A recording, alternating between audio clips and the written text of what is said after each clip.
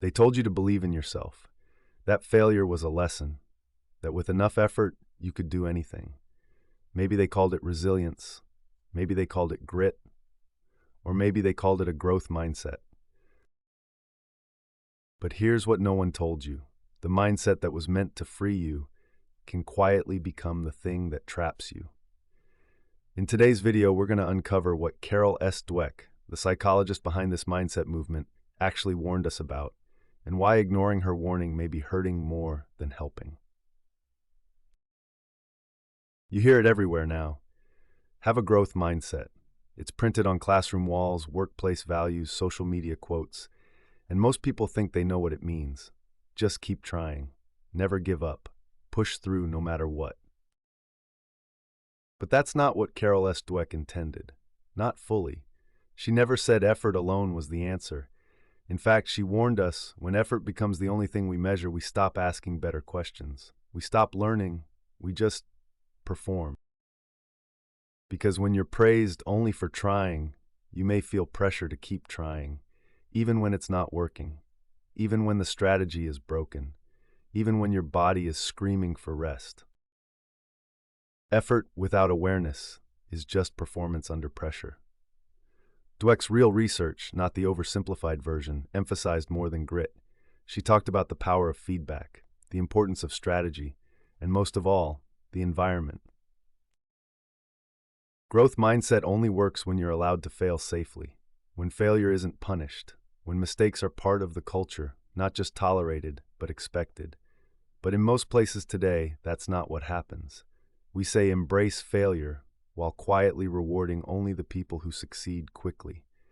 We praise effort, but we promote results. We say embrace failure, while quietly rewarding only the people who succeed quickly. We praise effort, but we promote results. So people fake it. They smile through burnout. They say I'm learning when they're actually breaking. And all the while they wonder, why am I still not enough? Because here's the truth. When growth becomes an expectation, not a journey, we don't grow. We perform. We survive. And that's where the real danger begins. When we misunderstand what growth truly is, we create something Carol S. Dweck herself warned us about, a false growth mindset. It looks like confidence. It sounds like optimism. But deep down, it's fear in disguise. It's when you say all the right things. Mistakes help me grow. I love a good challenge. I'm not there yet, but I will be. But inside, you're terrified of being seen as not good enough. You nod through failure, but only because you're hoping it passes quickly. You talk about learning, but you secretly hope to win every time. That's not growth. That's survival with a smile. Dweck saw this happening everywhere, in classrooms, in boardrooms, even in parenting. People started using the language of growth without creating the conditions for it. They told kids to try harder, but punished them when they didn't succeed fast enough. They encouraged employees to take risks, but rewarded only the ones who got it right the first time. This isn't mindset, this is performance theater. Saying you love failure while secretly fearing it isn't resilience, it's self-preservation. And worst of all, the more we fake it, the more disconnected we become from ourselves. We stop asking, am I growing? And start asking, do I look like I'm growing? We lose the quiet, personal process of becoming and replace it with public pressure to appear strong, positive, driven. But that's not what Dweck meant. Not even close. And once the performance begins, it rarely stops.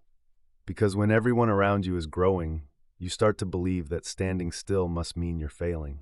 So you push and push harder. You call it resilience. You tell yourself, this is what growth looks like. But deep down, you're exhausted. That's the quiet trap of the false growth mindset. It convinces you that every pause is a weakness, that every moment of stillness is a step backward, that if you're not improving, you must be falling behind. And suddenly, the mindset that was meant to free you becomes the thing you perform for others, just to prove you're okay.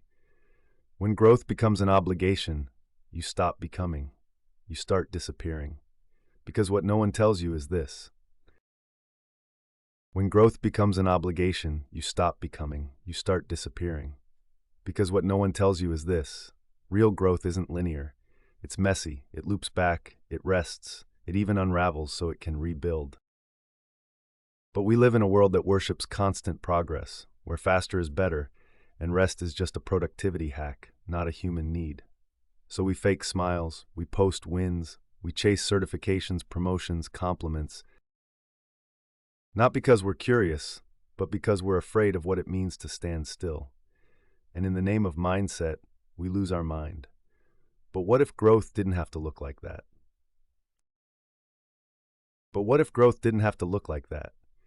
What if the real work wasn't in pushing harder, but in learning when to stop pushing? Because here's what Carol S. Dweck really taught, beneath the buzzwords and bumper stickers. Growth isn't about effort alone, it's about adapting. It's about knowing when to change strategies, when to ask for help, when to rest, not as failure, but as wisdom. True growth isn't loud, it's not always visible. Sometimes it looks like standing still, so your soul can catch up. You grow when you realize that more isn't always better. That being brave can mean saying no, that letting go of the need to prove yourself isn't giving up, it's coming home. Growth might mean stepping back from something you once thought defined you. It might mean disappointing people. It might even mean starting over, with less certainty but more honesty. And yes, it might mean silence, slowness, softness. But maybe those are the places where the most sacred kind of growth begins. The kind that isn't about becoming impressive, but becoming whole. So maybe growth was never meant to be a race, not a title to earn, not a finish line to reach. Maybe it was always meant to be something quieter, something slower, something softer. Not the kind of growth you measure in promotions or praise, but the kind that whispers, you can stop holding your breath now, you're allowed to be human here. You're not behind, you're becoming, and that is more than enough. So if you've been chasing growth until your heart hurts, until your smile cracks, until you forget why you started, maybe this is your permission to pause, to stop performing strength, and start honoring your softness. Growth isn't always moving forward. Sometimes it's learning to sit still with the version of you that's already worthy. And if this message made something inside you exhale, maybe it's time to grow in a different direction. A gentler one, a truer one, a kinder one. If this gave you permission to breathe, thank you for staying till the end. You can leave a quiet like, not for the algorithm, but so someone else who's tired might find this too. And if you'd like to keep walking together, you're always welcome to stay a while. Until next time, keep softening, keep listening, keep becoming. You're not late, you're just arriving.